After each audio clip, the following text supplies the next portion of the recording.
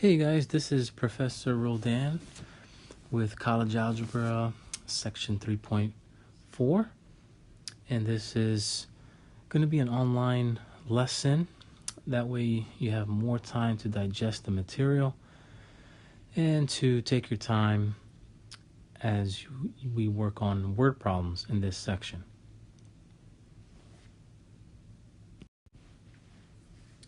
Okay, all of these come from the examples in the textbook in 3.4. Okay. And so the first one is a golf ball is hit so that its height h in feet after t seconds is given by the equation h of t equals negative t squared plus 60t. All right, so this is our equation right here. All right, it's quadratic because of the t squared. All right, and we can see that A is negative 16 and B is 60. And C is 0, and that's why it's not there. So we could solve this. We could do different things, use quadratic formula, things like that. But we're going to go ahead and read our questions, and that is letters A, B, and C. We have letter A says, what is the initial height of the golf ball? Okay, so just imagine a golf ball being hit. Okay. And you know they start from the ground and you hit it, it goes up in the air and it comes back down. So when it says initial height, initial, the word initial means that the time has not started yet. It's right at the starting time. So this part right here is t equals 0. Okay, and obviously the height is also 0 of this ball. So the h is also 0. It's on the ground. So you hit it up and then it comes back down. And obviously it does have a maximum height where it starts to come back down, and we're going to figure out what that is in a minute. So what is the initial height of the golf ball?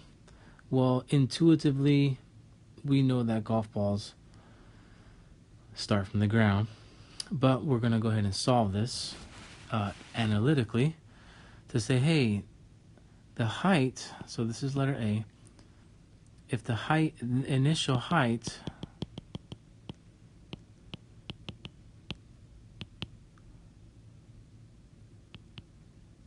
that's h equals 0.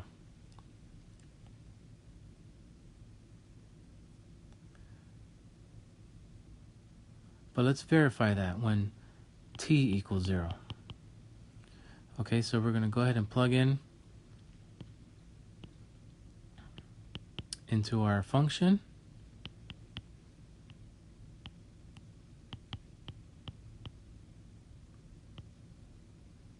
So we know that time is 0. Okay, right here, we're going to put that 0 right in there. Okay, so what is h when time is 0? And obviously, guys, we get 0 plus 0, which is 0. Okay, so that's just verifying what we knew intuitively about the game of golf, that it's in the ground and you hit it from the ground. It's probably maybe a few inches up or even less than an inch if you're starting off with a tee, but usually the ball's on the ground. Okay, so let's go to letter B. How high is the golf ball after 1.5 seconds? Okay, so now it's giving us a time. Okay. So the first time was 0, the second time is 1.5, so we're going to do the same thing. So here, when time is 1.5 seconds, what is h? Okay, so all we're going to do is put, once again, our height function. We put in our time, and this time is 1.5. Okay, a calculator would be nice to type all this stuff in.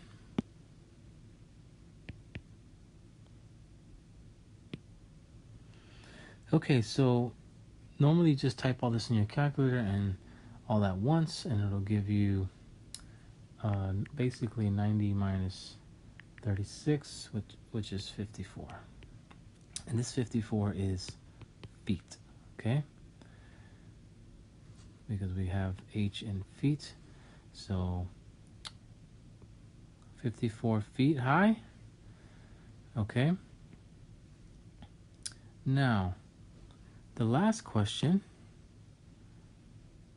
find the maximum height. So basically we want to know what the vertex is, which is the max over here. Okay? So if it says maximum,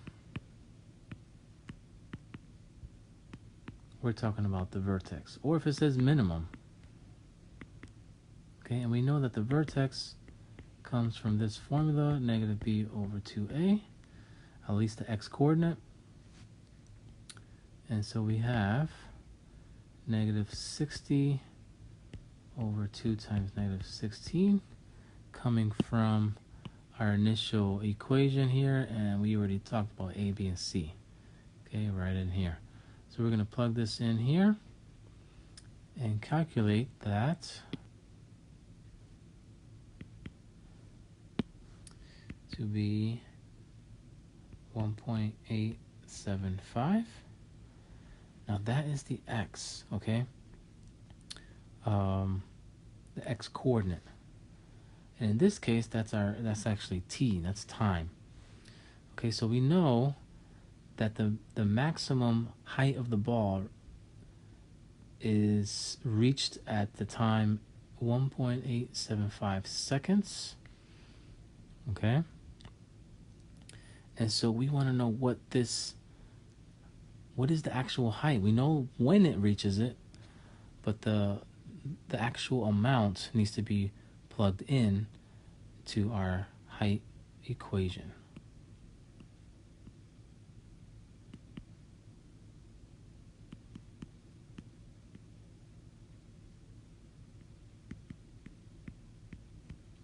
So we put in 1.875 here.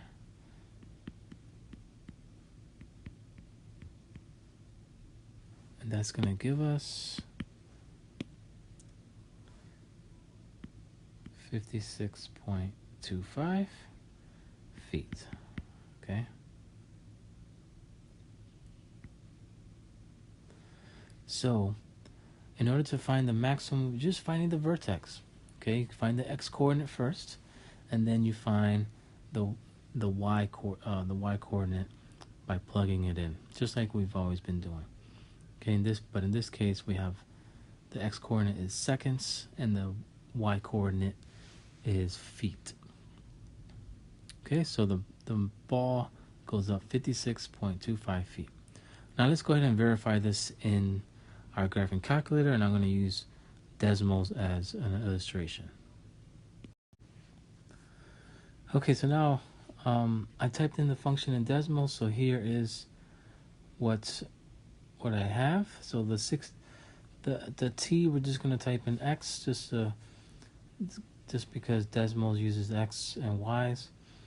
And as you can see, my viewing window, if you have this in your TI-84, you need the x maximum to be like a 5.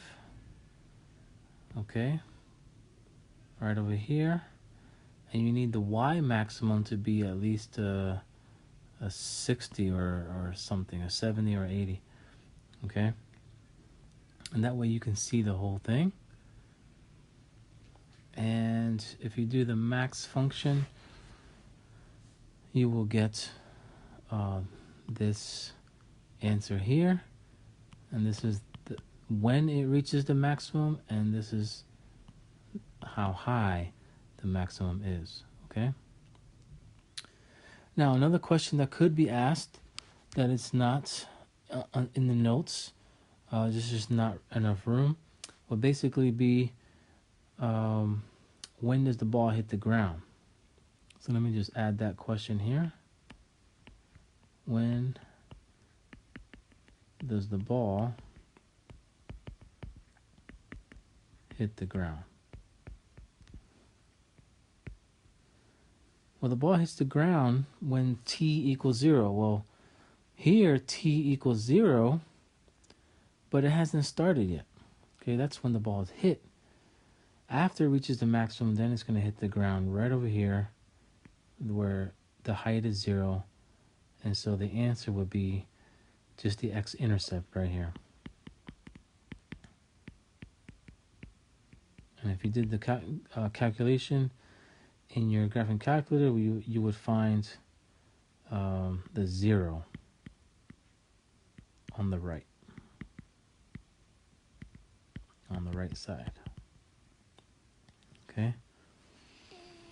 And that will give you 3.75 for t. Okay, so those are just some different types of questions we can encounter with a ball going up in the air or some type of flying object. Okay, let's take a look at number 2. We have a farmer who wishes to enclose a rectangular region. So keyword here is rectangular. We can already know our picture.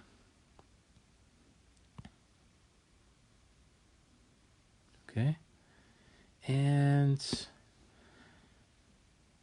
he wants to put a fence. It's 120 feet. All right, of total fencing. He plans to use one side of his barn as part of the enclosure. So really we have a barn here.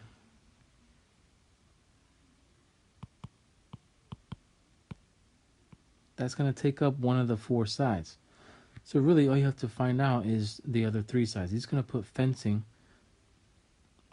along these 3 sides. Okay, so it says let x represent the length of one side. That's important. So that means we're going to put an x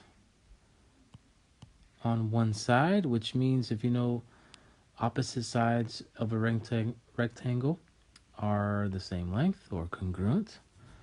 So those are 2 of the 3 sides. So what would be the 3rd side? Well, the clue is right here.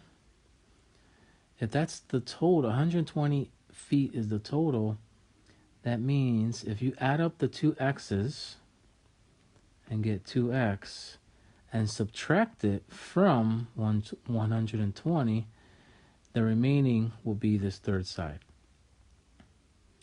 Okay, so to get this 3rd side, you have to subtract the 2 sides of the fence that you already know, which is x. And so it's 120 minus 2x. Okay. So that's our situation.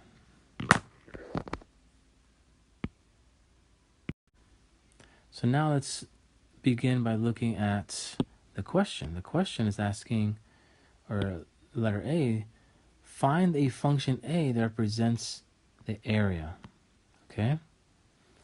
All right, well, we know, guys, that area equals length times height, or just A equals W times L times W. And so we have both of those.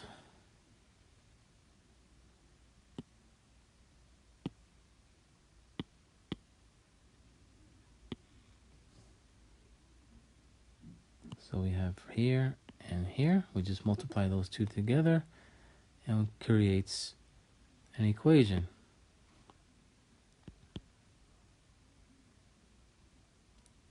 So we can say that the width would be x, and the length will be the other part, 120 minus 2x.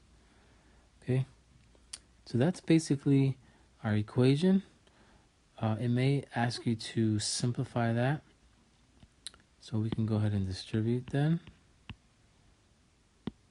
and get 120x minus 2x squared.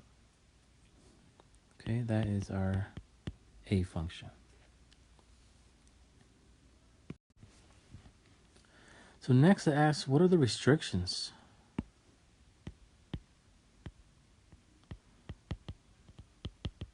In other words, what can x be? Can it be negative numbers? No, this is length. Can it be 0? Can't be 0 because that means you wouldn't have any length. You wouldn't even have a fence there. So there's a couple things that, and also you can't go over 120 feet, for example, on one side, whatnot. So it does make sense to say, well,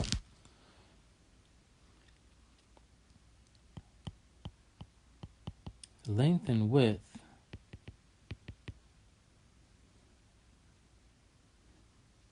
have to be positive.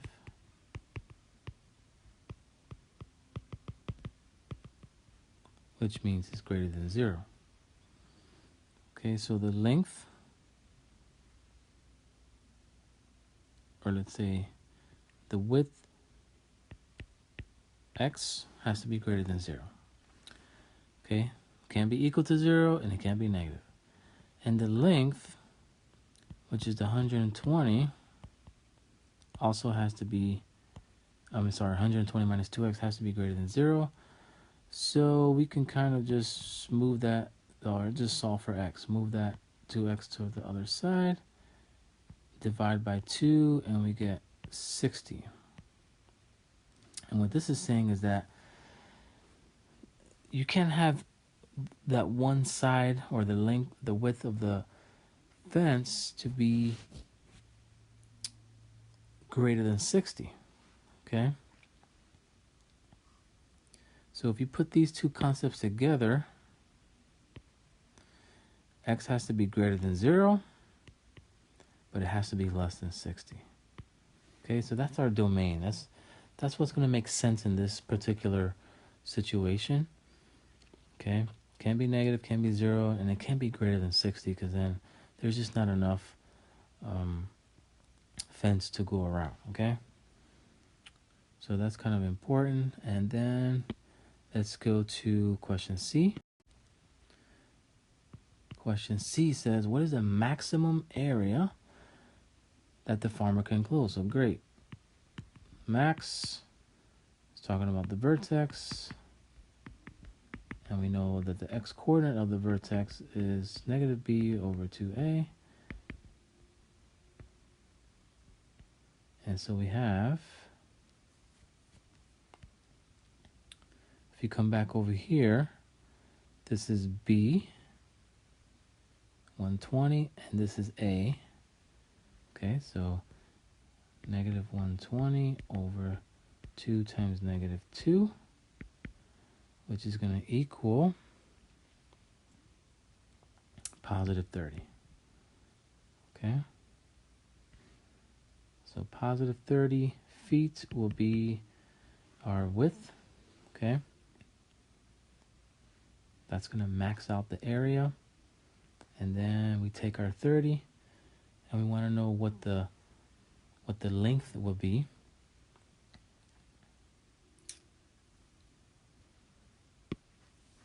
So actually, no, we don't need to know what the length is.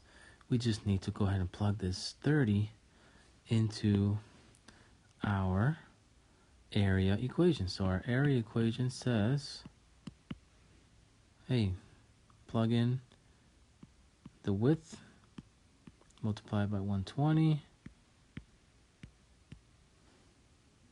So we're going to take that 30 and say, okay, we're going to plug in 30 into our area function, which remember came from over here. So 30 right there, 30 right here.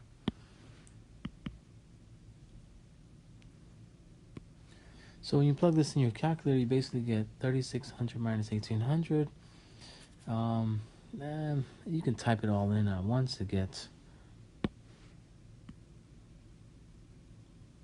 this answer right here. And I notice I put squared because this is area.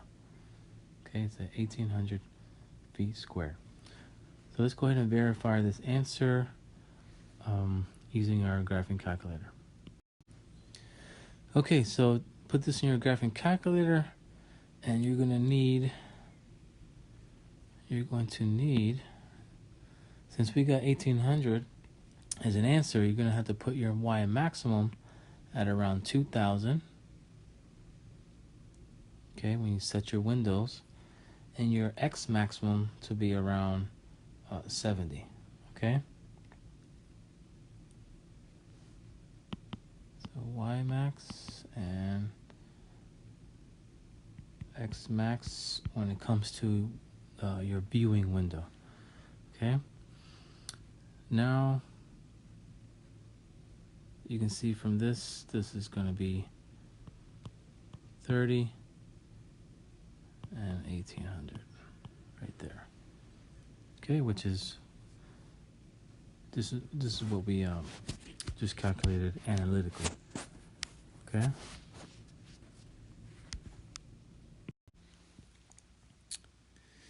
All right, so now we've come to another example. A machine produces rectangular sheets of metal satisfying the condition. All right, so before we get into that, let's just go ahead and get our picture in here.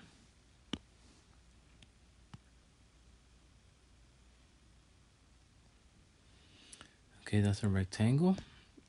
So that is a sheet of metal. Now it says that the length is 3 times the width. So that's like saying the length is 3 times whatever the width is. Okay. Furthermore, equal sizes. So actually, let's go ahead and label our rectangle. So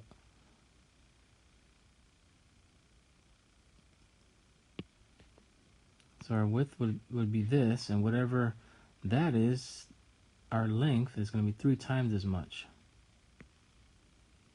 Okay. So if the width is 5, then the length is 15, for example. All right, so now it talks about equal size squares measuring 5 inches on a side can be cut from the corners. Okay, so we're going to cut 5-inch squares. And why would you want to do that? That's because you want to fold the remaining pieces up so you can have an open box. Okay, by folding up the flaps. All right, great. So if this is true, that means this is 5 here.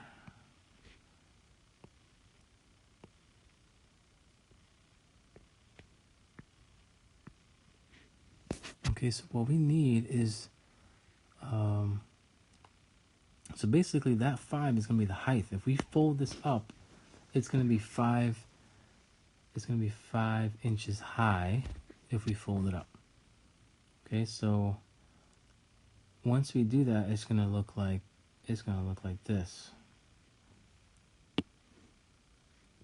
So now if I fold it up, now we have like a rectangular prism.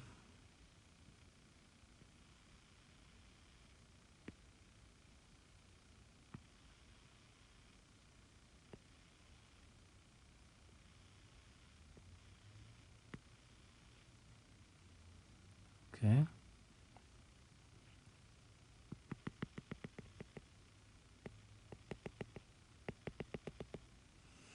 All right, so now if we relabel this, the corners that were cut goes in 5, so you raise it up, and this is still the width, and this is still the length.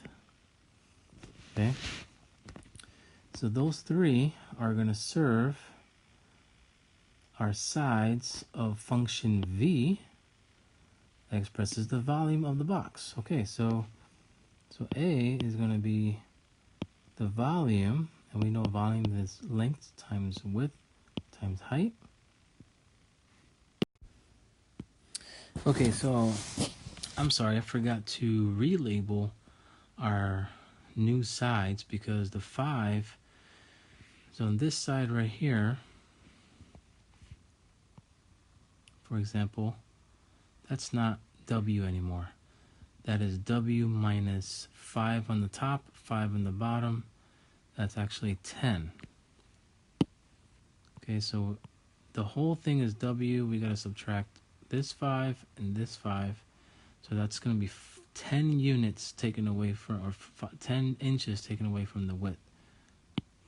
So this is now W minus 10.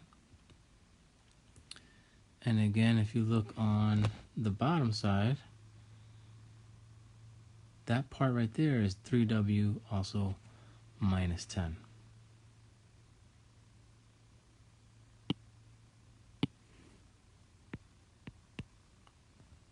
Okay, so our width then is going to be W minus 10. And the next side will be 3W minus 10. Okay. So now we want to go ahead and simplify this to a normal function without the parentheses. So go ahead and do that on your own.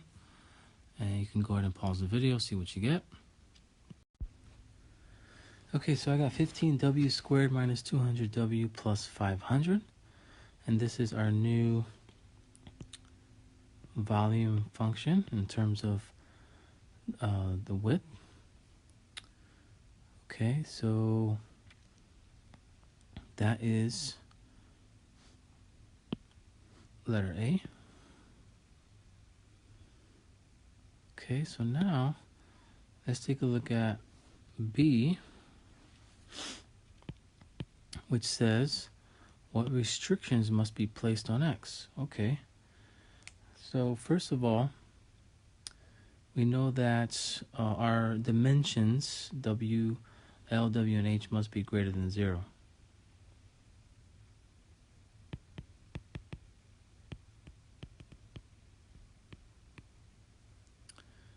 So obviously, or our height is 5 inches, so that one's already greater than 0. But the other one that we don't know has to be greater than 0, and also the length has to be greater than 0. So this one has to be greater than 10.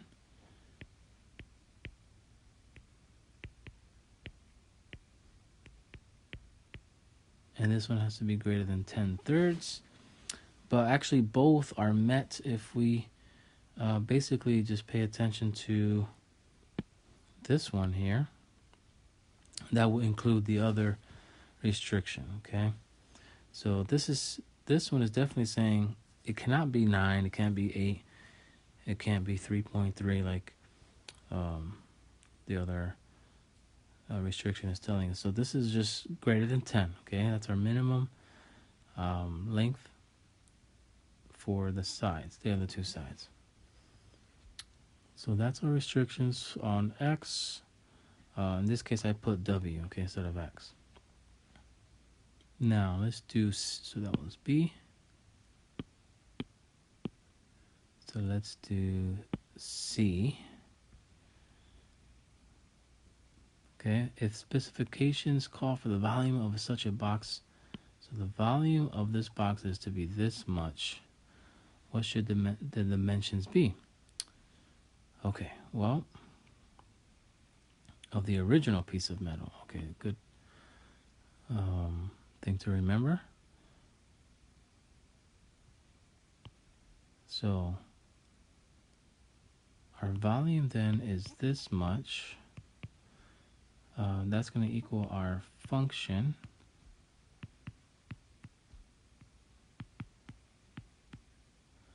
Okay, and we could do this analytically, but it will take some time. So all we have to do is basically type in this as y1 in your graphing calculator, this as y2 in your graphing calculator, and see the two intersections. All right, and those intersections, we're going to pick the one that meets our domain, which that means the one that is greater than 10. Okay, so let's go ahead and do that on our graphing calculator and see what you get.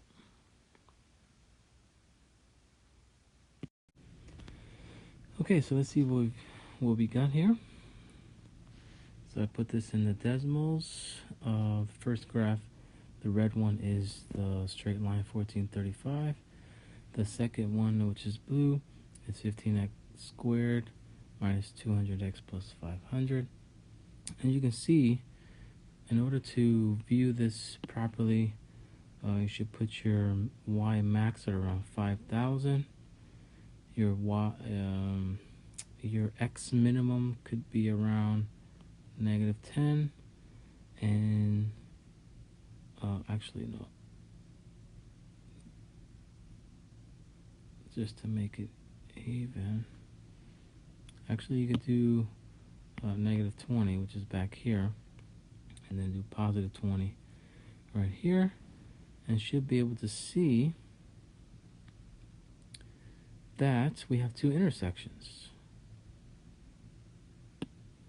And this intersection here, this is outside of our domain. Gotta throw that one out. So we're definitely gonna use this one right here. Okay, so this is saying that our width can be 17. Okay, and you can see that the volume is 1435, which is what the requirement was from letter C. Okay, the volume had to be 1435 cubic inches, and so the length that this is telling us to use is 17. Okay, let's take a look at a geometry question here. We have the longer leg of a right triangular lot. Okay, it's approximately 20 meters longer than twice the length of the shorter leg. It talks about hypotenuse. Okay, and it talks about legs. All right, so basically all you have to draw is something like this. A right triangle. Okay, where this is the leg, this is the leg, and this is the hypotenuse. Okay, so let's go back and read it again. The longer leg, which is the one on the bottom in my drawing, is 20 meters longer than twice the length.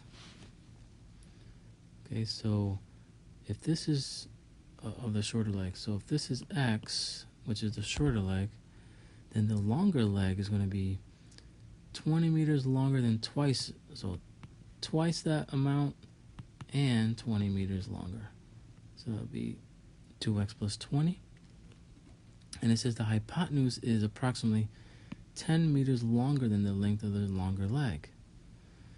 All right, so if the longer leg is 2x plus 20, the hypotenuse is 10 meters longer than that amount. So instead of 2x plus 20, it's going to be 2x plus 30. It's 10 meters more. Okay, so the question is to find the lengths of all the sides. All right.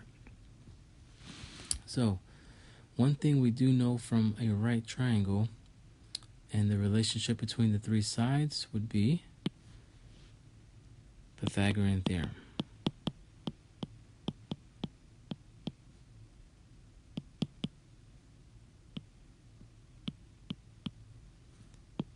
Okay, so that says a squared plus b squared equals c squared. Leg squared. Okay, so this is leg squared plus leg squared is going to equal the hypotenuse squared. So let's plug this in. So the shorter leg is x. The longer leg is 2x plus 20. And the hypotenuse is 2x plus 30. Okay, we need to go ahead and simplify both sides. And go ahead and do that and see what you get. Okay, so x squared is just x squared. And then when you do a binomial squared, you can do there's a shortcut where you could square the first term. Oops. Square the second term, 400, and then right in the middle is going to be 2x times 20, which is 40x, and then double that, so that's going to be 80x. And the same thing over here, square the first term,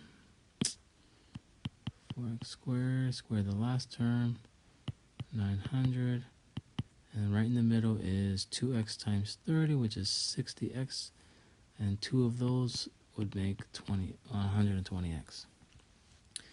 When we get everybody on the same side, we're going to go ahead and do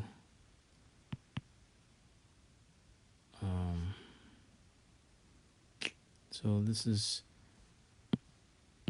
5x squared minus this 4x squared. That's going to give me x squared. And then 80x minus the 120, because I'm moving things to the left side. That'll be minus 40x.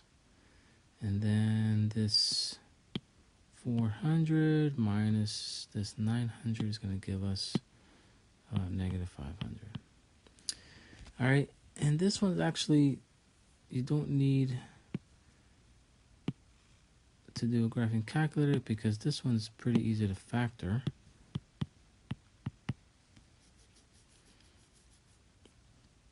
It's just 50 times 10. So minus 50 plus 10. So negative 50 times 10 is negative 500, and negative 50 plus 10 is negative 40.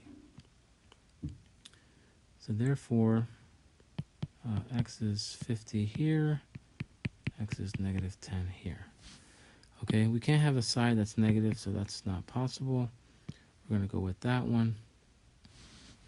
And so now we're going to use the 50 to answer these three questions, which is shorter leg, longer leg,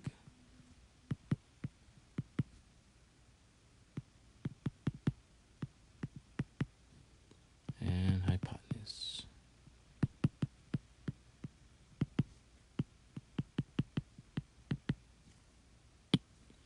Okay, so the shorter leg is x, which we just found in our solving, which is 50. 50 meters. Okay, then the longer leg is going to be 2 times 50 plus 20, which is 120 meters.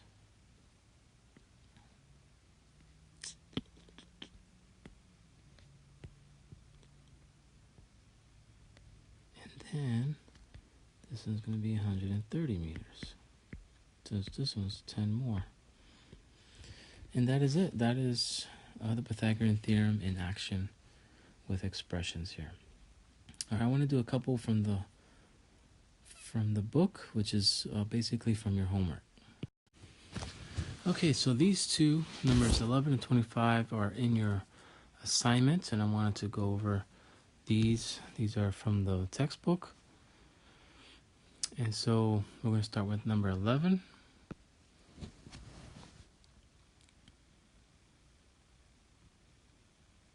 The sum of two numbers. Okay, so we have the sum of two numbers.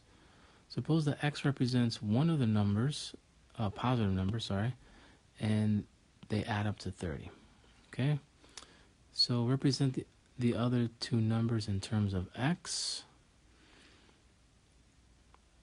So basically, the sum of two numbers, guys, is just two different numbers, x plus y, is going to equal to 30. Okay, that's our basic setup, but it wants in terms of x. So a is going to be obviously one of the numbers is x, and the other number, if we solve for y, we're going to subtract x from both sides. So basically, it's 30 minus x. So the other number has to be 30 minus x. Okay, that's A. What are the restrictions on x? Okay, first of all, it says positive. So x has to be greater than 0, which is positive. Okay, and then this one has to be greater than 0. So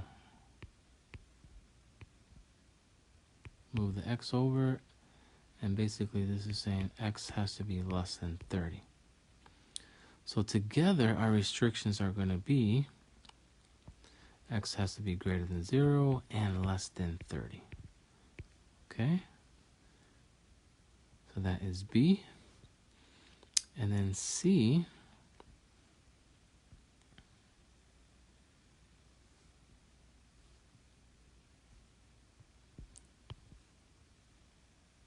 determine a function p that represents the product of those two numbers. So we just got to multiply them. So the product function, so p of x is going to equal to x times 30 minus x, which is going to be 30x minus x squared. Okay,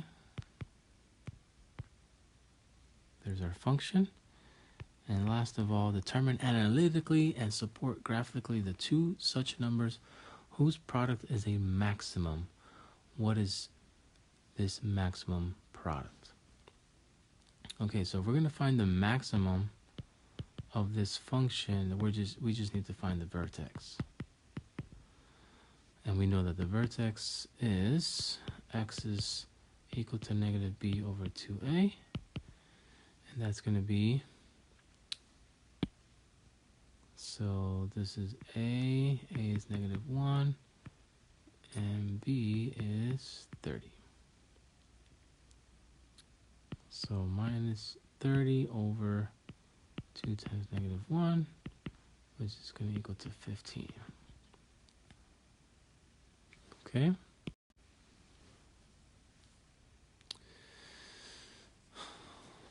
So 15 is one of the numbers. And then the other number, which we said was y,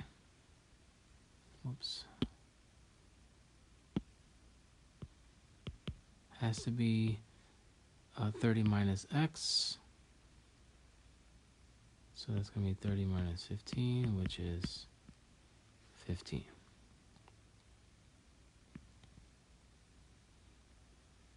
Okay. So the two numbers that add up to 30 would be 15 plus 15. Okay, that's the max. That's going to give us the max product. Okay, now there's other numbers that add up to 30, but the question was about if you multiply those two numbers, you're going to get a big number. What's the biggest number that you can get from two numbers that add up to 30? Well, it's going to be 15 times 15. What is this maximum product?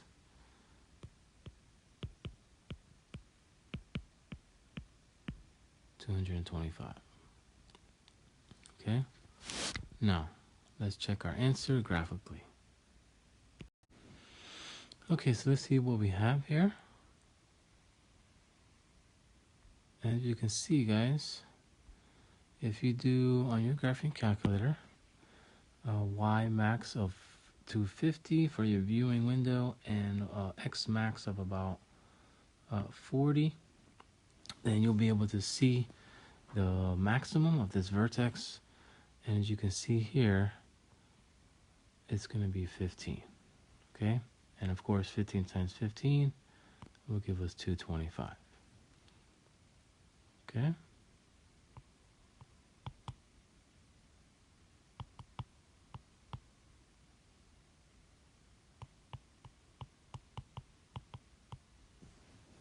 Okay, let's go to the next one. Okay, this one's a little weird. This one's a radius covered by a circular lawn sprinkler. A square lawn has area 800 square feet. A sprinkler placed at the center of the lawn sprays water in a circular pattern that just covers the lawn. What is the radius of the circle? So this is a nice picture of what's going on here.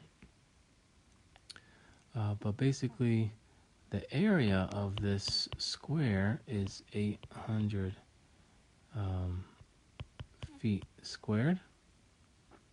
That's the number they gave us. And so we're supposed to figure out the radius of this circle. Now, we have to use information that we know. Okay?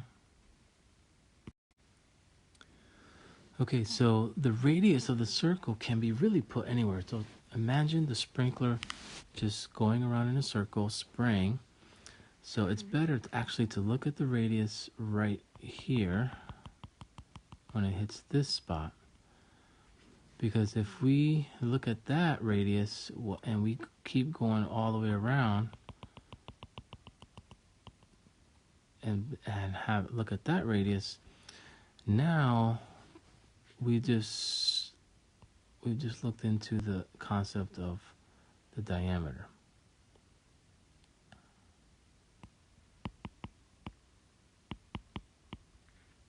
Okay, of a circle. And we know the radius is half of that. So we will have to remember that in a minute. So first, let's go back to the example of the square. So let's pull out this square. And just that diameter. Okay. So first of all, we know a square has the same sides. So if this is x, then this has to be x. Okay. And if we extend this out, this is saying that the area, which equals side times side, or x times x in this case, because it's a square, not a rectangle. I mean, it is a rectangle, but it's a special rectangle with the same size, length and width of the same size. So we just use x for both. And so they're saying that this area is 800 feet squared. And so basically I can do the square root. To find x, I just do the square root of both sides.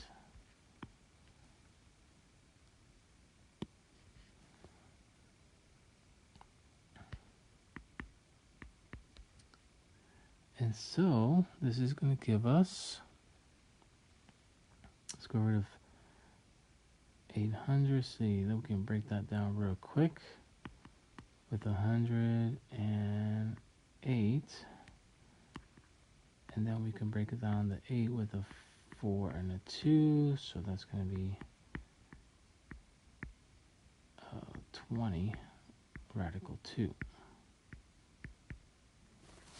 Okay, that's the side. This is without getting decimals and all that stuff. Okay, so now that we know what the side is, it's 20 times radical 2. Okay, we can still use Pythagorean theorem to get this diameter. So we got a squared plus b squared equals c squared. Okay, so if we go back and say, okay, if we know the relationship between those two, we can do 20 radical 2 squared plus 20 radical 2 squared equals, now we're trying to get this diameter. So that's what we're going to solve for. So we're going to get what, I'm sorry, 400 times 2 there, and another 400 times 2 there, and then that's going to give us 800 here, 800 here, for a total of 1600. And now we're going to take the square root of both of these guys, and that's going to give us 40. Okay, so guys, what we just have found is the diameter. Okay, this is the diameter. It's 40 all the way across from corner to corner of that square up there. Is 40.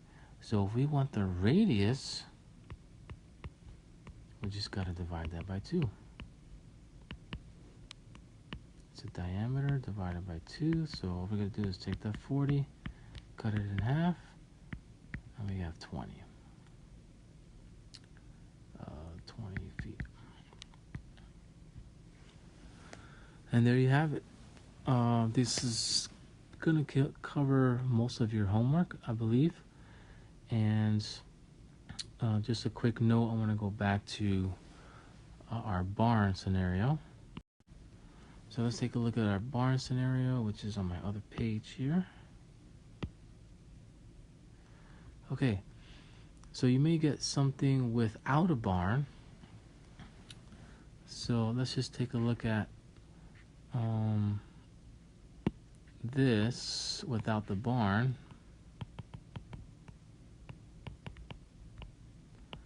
And if it's without the barn, that means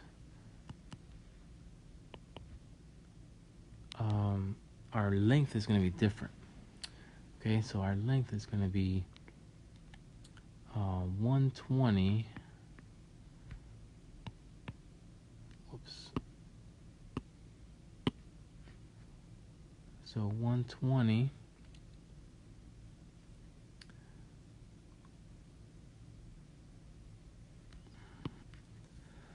So we're still going to get 120 minus 2x, but that's just one side. We're supposed to have two sides because there's no barn there.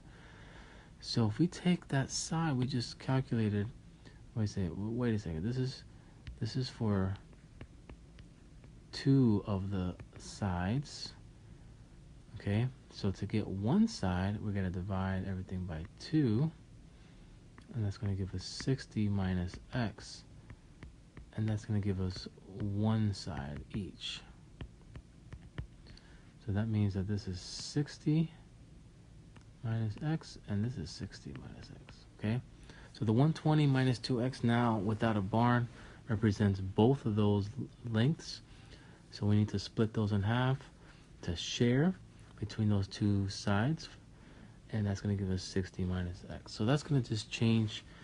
So if it's with a barn, it's a little bit easier, or if there's a wall or anything, you only have to do 3 sides. But in this case, without a barn or a wall, you have to account for all 4 sides, and that means you just split that side in half. So I hope that makes a little bit of sense, and if you have any questions, please give me an email from your homework, and we can talk about it in class as well.